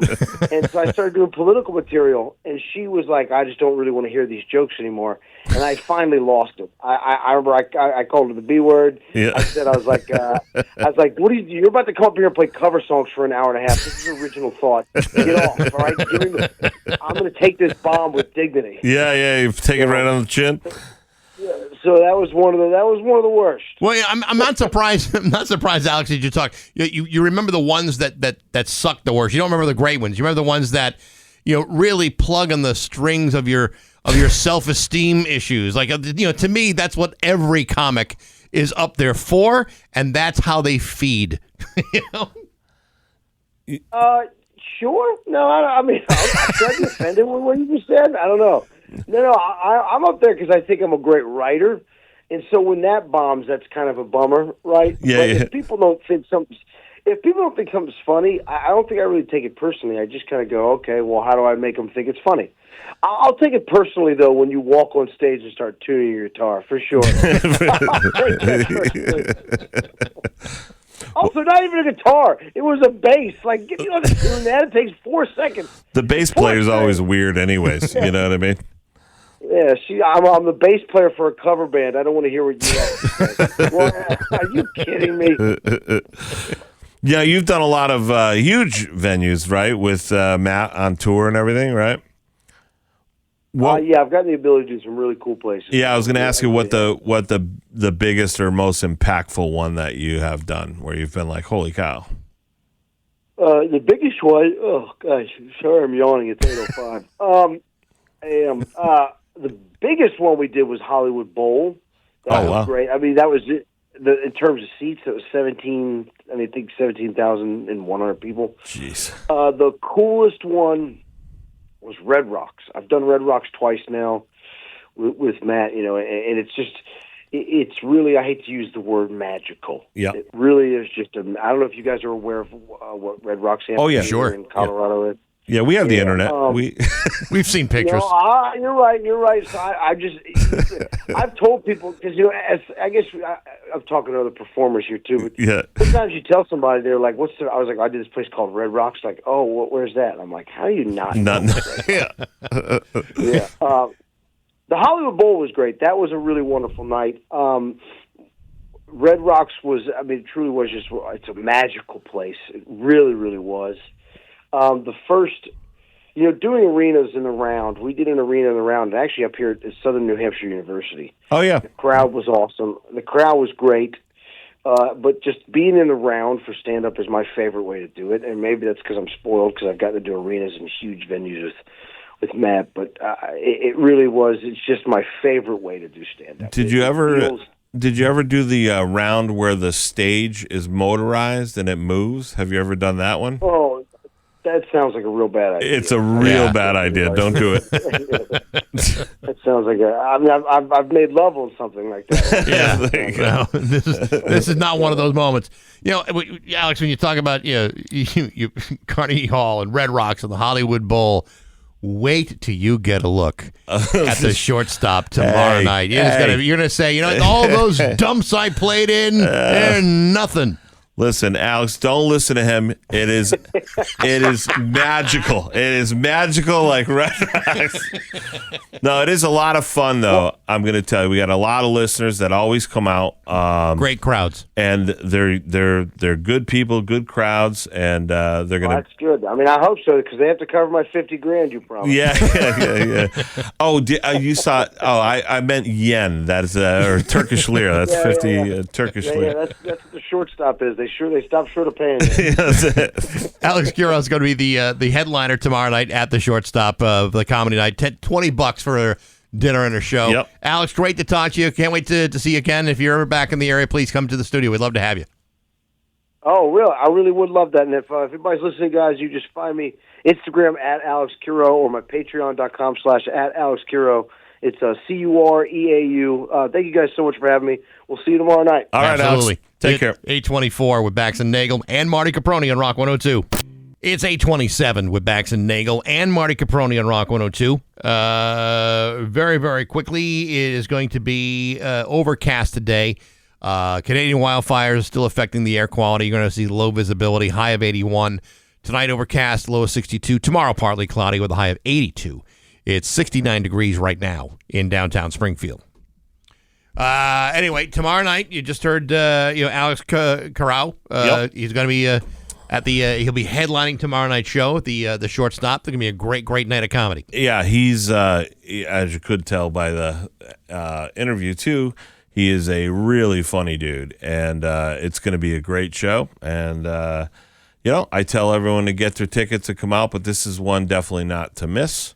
And then Friday and Saturday, like I said, for the Connecticut folk, comedycraftbeer.com. You can get your tickets to see me at the Brouhaha Comedy Club inside the River, a waterfront restaurant in Weathersfield. Well, see, there you go. I mean, your calendar is filling up. How you have even a moment of time to be on this show is anybody's guess. Between that and all this and installing garage doors, how does a guy... Honestly... Listen, your time is at a premium, and the fact that you peeled away a little bit for today's fiasco, I appreciate it immensely. Well, it's always fun to sit in here with you guys, and I'm just happy to be in your presence. Listen, I'm a delight to hang with. You really are. I am. Honestly, I'm fascinating. I always bring it to the table. I concur. I agree, and I'm not just saying that because it's your show. You're kind of just saying that. No, it's okay if you're just saying it. I'm not taking it personally. No, and you know what? When I'm here and you're here, it's nice because we don't have to have any arguments. Whereas Steve and I always devolve into the argument about ketchup on a hot dog. And we don't need to do that. And for whatever reason, we don't need to do that. Listen, you eat what you want to eat. I'll eat what I want to eat. If I could, right. You give me a hot dog and I could dip it in gravy, I'd probably be the happiest guy alive. And I told you went to Tandem Bagel earlier. Yeah. And we didn't argue about bagels. I said fancy bagel. I love their pizza bagel. I said that the real way to go about comparing is to do 3 of the same bagel, right, and see which one, maybe in a blind taste test, which one moves you the most. Right. And I think we should try that one day. And we should. And I feel like that is a logical thing. Now, if this was Steve, he would have said that I'm a child and I'm infantile because I went to Tandem. Because I totally disagree. Tandem bagels are great bagels. They're great bagels. But he has shamed me again, to the point that I'm still getting the ketchup messages about how I'm a juvenile because I like ketchup on hot dogs. Well, I mean, listen, it's not my bag, but who am I to judge you? I mean, there's plenty of other things I can judge you on. Yes, right. Of course. No one's throwing a dildo at each other. This is fine. This is good. No, I think the Rock 102 dildo toss will happen at a later time. It's 8:30. We got news next on Rock 102. Are you just about 8:34? We're Bax and Nagle on Rock 102. It's time for news brought to you by the law offices of Marky Salamone. Injured? Tell the insurance company you mean business. Call 1-800-WIN-WIN-1 right now. This is the final newscast of the day. I'm very happy to have gotten through all 3 of them. Well, 2 of them. I still have 1 yet to go, but hopefully I will get through this without too many problems. I thought you've done a good job filling in. Well, thank you, Marty. I appreciate your backup. Radio icon back. Well, okay. Yes, it's time for news. Here's me. A Massachusetts mother has identified her newborn daughter as a possible case of Passawan virus and is under investigation by health officials on Martha's Vineyard. Health officials did not disclose where on the island the patient lives or their age when they were infected, but the virus has not yet been confirmed. Tiffany Sisko said her daughter Lily had seizures and is receiving intensive care, including antibiotics, at Mass General. Apparently, this Passawan virus is a tick-borne virus and a very rare one. Ticks are everywhere right now. And in fact, my dog Lou has just been diagnosed with a tick-borne virus. At 12 years old, haven't been feeling all that hot. Yeah. He's got a tick-borne virus. And it's not Lyme disease, and it's not this other Powassan thing? It's he's got anaplasmosis. And apparently, through infected ticks, particularly the black-legged tick and the brown dog tick. Symptoms include fever, lethargy, joint pain, loss of appetite, and in some cases, vomiting and diarrhea. It can be a debilitating disease affecting the overall well-being of your pet companion. And he's on a course of doxycycline. Now, when I had Lyme disease several years ago, You had it? that's what they put me on. Fire butt. There was more hot flame propulsion coming out of me than out of Steve's flamethrower that he bought a couple of weeks ago to make s'mores. Yeah, the doxies. So I think I told you this off air, but when I was in high school, all of a sudden, out of nowhere, I had this acne that came on like gangbusters. Yeah. And they put me on tetracycline, and then they put me on monocycline, and then eventually they put me on doxycycline. I couldn't, and it was it was like I ate Taco Bell morning, noon, and night for like a week And set it on fire. Right. Yeah, right. And couldn't. None of it really helped or whatever. But eventually it went away, and mystery never solved. So I tried everything. You know what I mean? It was all the doctors, the greatest medical minds in Western Mass, and no one could solve it. Mm-hmm.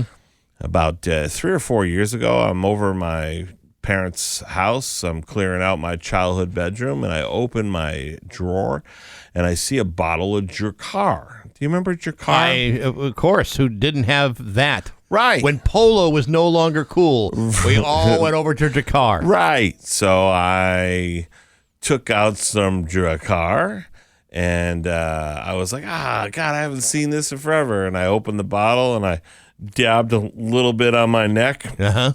And the next morning I woke up and I had acne like I was back in high school. And I was like, oh, That was it? yeah, I did all that antibiotics and dermatology appointments and everything else. It turns out I was just allergic to really bad cologne. You could have saved your entire intestinal tract just I by could've. not wearing I Drakkar. coulda, yeah. Now, are you sure it was the Drakkar itself and not the fact that you're trying 20-year-old cologne for the first time? I mean, that's true. But I promise you, when I say I looked exactly the same and the acne was in the same place. Oh, my God. And it just dawned on me, and I was like, what an idiot. Not only am I, but what an idiot all my doctors were. Yeah, because they never figured that out. No, instead they lit my butt on fire. They probably didn't notice because they were wearing Drakkar too. Because everybody was wearing it. At one It point. was the late 80s, early 90s. Oh, and it was not. Yeah, in hindsight, when you think about the smell, it wasn't all that great to begin with. You know what, though? Back then, if you could peg your jeans right, you peg your pants. Remember, you roll your pants? Oh yeah. If you could roll your pants right and you got some Drakkar, man, you were living. You know what I mean? Yeah. Maybe a Benetton shirt or something. I could never bend over enough to peg my jeans, and anytime I wore the Drakkar, I always thought to myself, what does that smell like? It smells a little bit like soap and douchebag. Well, I was the second half of that. I was the douchebag. I was the cystic acne douchebag. Oh, that's nice. Yeah. A great way to meet chicks. Yeah. I don't care. All the money I spent at J. Riggins and Structure and Express was all wasted. See, you're a little too young to have joined like the Chess King, like I got to enjoy. No, there was Chess King. Really? Did you? Oh, because I had all the skinny leather ties and parachute pants a young man can wear. But it was weird because Chess King at the Holyoke Mall at that point became a different style store than the other Chess Kings. Yep. So I went over to J. Riggins, but I had one buddy who still went to Chess King.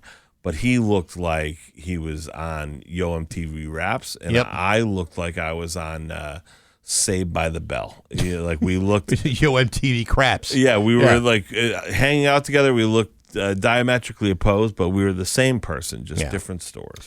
Hey, the Center of Disease Control is recommending that if you must go outside to breathe the air, you might want to think twice because you see, these Canadian wildfires are causing havoc to all of the oxygen and the stuff that you're supposed to breathe. If you have respiratory issues such as asthma, the CDC is recommending limiting your time outdoors to no more than 30 minutes, less if you can stand it, wearing a mask, and so that way you're not inhaling the particles if you go outside. They're also suggesting that drivers, AAA is now recommending that drivers, to avoid the poor air quality, should keep their windows rolled up to avoid the hazardous particles from entering in the car, and that your car setting vents should be set to recirculate. Additionally, you should replace your cabin air filters, which would improve visibility while driving by increasing your following distance and creating more space for other drivers. So, in order to breathe correctly, roll up the window, recirculate the air, stay away from everybody, and don't go outside. And if at all is possible, please try not to breathe. This is sounding like COVID, but the Canadian Air version. Yes, the Canadians are finally getting back at us for many reasons. But you know what? The Canadians have done their share of damage before. You know, these Canadians, it's not enough that your former prime minister steals our national treasure, Katy Perry. This is what you're going to do now? You're going to light your woods on fire just to make life difficult for us? Apparently, that's their plan. Does anyone know where the fires actually are in Canada? Outdoors. Oh, that's what I'm hearing. I was wondering about that. Yeah, most of them are outdoors. Just one angry guy with a huge chimney. Yeah. I mean, when Smokey Bear is leading the evacuation routes, right, and saying, "I'm getting the hell out of here," because it always seems to be on fire lately, right? Canada, yeah, like as a country, it just seems to be on fire. It's always burning somewhere. Yeah. And they got the major, lumber industry there, right? And then with these tariffs, I mean, the Charlie just intentionally lighting it with Steve Nagle's blowtorch. They're over there. Oh yeah, you want 25% more, and just burn it up. A warrant has been issued for the arrest of a Hadley woman accused of unleashing a swarm of bees on the Hampden County Sheriff's deputies back in October of 2022. The deputies were at this house in Longmeadow back then trying to carry out an eviction after she had failed to appear in court yesterday. So that's why the warrant for her arrest is out there. Rory Susan Woods planned on protesting this eviction of a man back in 2022. At his home in Memory Lane in Longmeadow by releasing boxes full of bees and then, saying, "Go bees, go get those deputies." And the sheriff's department stepped in, attempted to close the lids, but in the process, the boxes fell over and the bees were agitated, and all of a sudden there's stinging going on and honey not being met. The honey quotas were not being met. They're all over the place, but they were dealt with. The honey bees are expensive, and this was, for whatever reason, she felt that the only way to put an end to this eviction was to pull out the bees. And yesterday she was supposed to be in court, and she did not show up.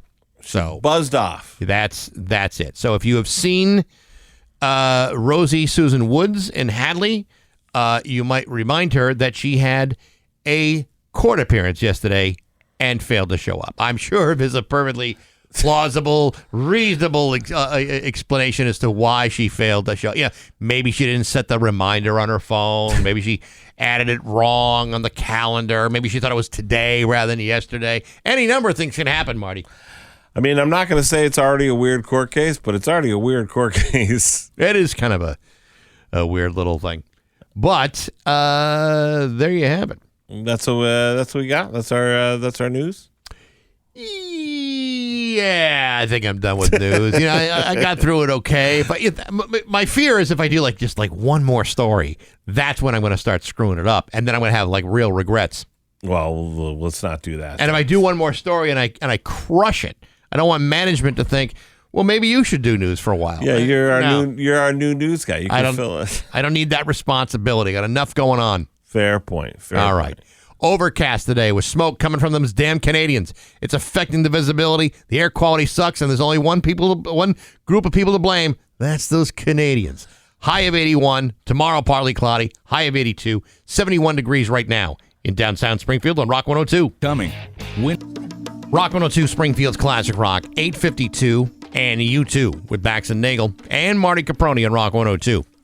Hey, this week on Baxi's Musical Podcast, my guest is author P.J. Harrison, the author of the book Gallagher, The Rise and Fall of Oasis. It's actually a really interesting book, not only about the beginnings of Oasis, but also about the feud that Liam and Noel Gallagher had for years, why it happened, and what it took for them to kind of put it all aside and reform and go on tour. It may have something to do with a big fat stack of cash. Anyway, it's a great, really interesting interview. You can hear it on Apple Podcasts, Spotify, rock102.com, and on the app, also on YouTube. Next week, my guest is Chris Stamey, formerly of the band The DBs. This is a guy who's been around for an awful long period of time. His new album called Anything is Possible is terrific, and he'll be appearing at the Iron Horse on October 28th and at the Somerville Armory the following night. Great interview. That'll be available on Monday. Again, all brought to you by Metro Chrysler, Dodge, Jeep, and Ram at Chicopee and Rock 102, Springfield's Classic Rock. Do you think the Oasis brothers are going to make this whole... Because they're back on tour now, right? Like They went on tour starting on the 4th of July. Right. Do you think they're going to make the whole tour, whatever they have? Like, you think they're going to make it through this time? I think they probably will, but I think after this tour is done, so are they. You think so? Yeah, because I think what happens is they both realize that in order for them to make any amount of money on their music ever again, they got to finish this tour. It's just so weird to me. I get when they were in their 20s or whatever, and they were rock stars, and the one brother had the crazy ego, and the other one had I get all that. But I would think at this point of their life, after watching... 20 years or whatever of money they've left on the table, well, all these other groups have come in and just right. I would think they'd be like, hey, we were really stupid, huh? Like, we should just get along. Yeah. That's what normal people would act right. like. If you had a little disagreement with a brother and you didn't talk to him for a while, eventually you might have some level of reason. But with these guys, it's been pure nonsense for 20 years. And, the sum is greater than the parts. No doubt. No doubt. They also realize that the way the music industry works now, it's very, very hard to actually make money selling records. And that touring really is the last place they can make money, apart from selling the rights to their music, which may still happen. But at this point, this is what they're going to try to do. And from the way they've scheduled this is, it's like they're on one night, then they travel for like 2 days. They'll see each other another night, and the only time they really spend any time with each other is on stage. Right. So they're kind of setting this up in a way where no one's really getting in each other's way. Yeah, yes. Which is probably for the best. That's why they used to say that all the time about bands in the 80s and 90s when they could tell they were getting close to breaking up when they would all show up in separate limos and take separate planes to the gigs and all that stuff. I don't know if they're going to sell their catalog. Is it really that deep? I mean, they have great singles, right? But is it that deep a catalog? They would make a good deal of money off that. You think so? Yeah, because I mean they sold, some of their albums went like platinum 9 times over. That's true. Yeah. And it makes sense that guys that are like in their 50s approaching 60, the likelihood that they're ever going to have a hit like that and sell that many records is actually very slim. Yeah. Just not because the music wouldn't be good, but because the way the market goes now, people don't necessarily go out and buy physical media. They'd much rather stream it for what they seem as free as opposed to spending $30 on a piece of vinyl. But if you were going to sell your catalog, now you're talking about a minimum of $100 million, maybe even more. Oh, okay. So split that 2 ways. Plus you've got, families to consider and everything else. It makes a lot more sense. I mean, the work holds up. The songs are great songs. They're catchy. They're pretty timeless. You know what I mean? Whether you like them or not isn't really the issue. The issue is, what's the value of it? And if lesser artists can make a bundle selling off the rights of their music at the end of their career, like so many have done, I don't see why those guys couldn't profit off of it too. You know what sucks though is, all this great music is going to eventually be owned by some hedge fund trillionaire guy, Well, you're practically there now, to be honest. Right. Because the gatekeeper is Spotify. And Spotify is a terrible organization that doesn't pay artists what they're even remotely worth, and they're using the money they make to fund all kinds of things. It's a really sketchy company, but yet many of us rely on it because it's the only place to get stuff. Now, even stuff that's not necessarily for sale. Now, when you sell like the license to your business, that means you sell. So now you have no say if they want to put it in a commercial. If they want to, push cars with it or that's this or true. that. That's true, but you will have already cashed out. Right. So if someone wants to put it in a commercial, they could do it. You've already got paid. You've already got paid. So, what happens after that? It's the world's. I mean, you have to look at it that way. I guess, yeah. Yeah. That's why they're doing it. This is nothing comedians ever have to worry about. No one's gonna be like, "Hey, remember that great Sophie Cunningham dildo joke you had? Would you like to sell the rights to that joke for?" Because it'll be funny for years to come. Ones of dollars. Yeah, right. Right. Yeah. Well, that's the difference between jokes and music. Yeah. Music. If you love the song, you want to hear it over and over again. If a comic tells you a joke and you love it, he wants to hear a different joke. Yeah. He doesn't want you to hear.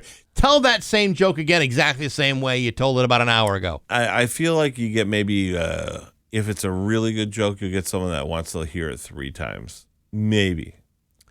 And that's 3 times over a year. Yeah, but after the second time they heard it, and the guy sees you the third time, he's like, "Man, this guy keeps doing the same act all over again. I can practically do his act in my head." Right. Yeah. There's actually something funny about. That's when you got to change your act, when you've performed with enough comedians, and then you're watching your friends in the back of the room mouth the words to your joke as you're doing the joke. You're like, "All right, guys, I get it. All right, been doing it too long. Gotta shift it up." It's 8:59 with Bax and Nagle and Marty Caproni on Rock 102.